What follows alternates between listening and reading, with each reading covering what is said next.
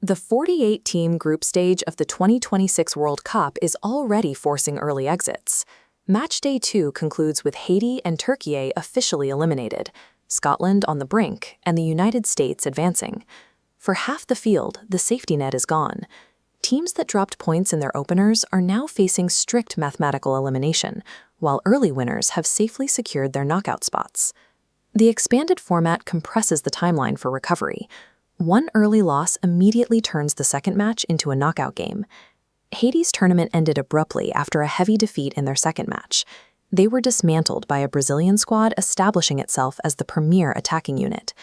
Brazil secured an authoritative 3-0 win. Mateus Cunha drove the offense with a brace, supported by a third goal from Vinicius Jr.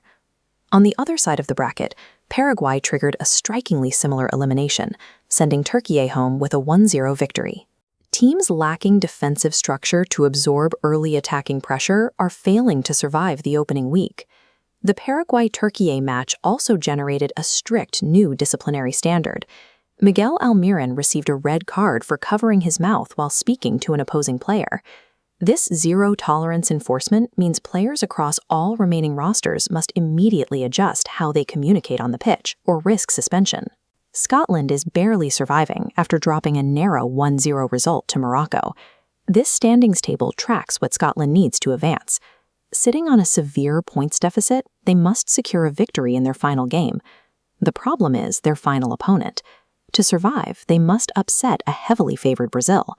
That requirement makes their final group stage game the highest leverage fixture on the Matchday 3 calendar, leaving them with zero margin for error.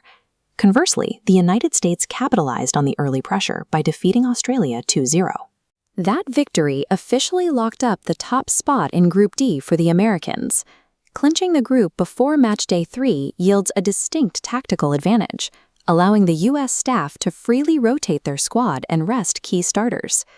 The final group stage matches will operate under 3 distinct constraints.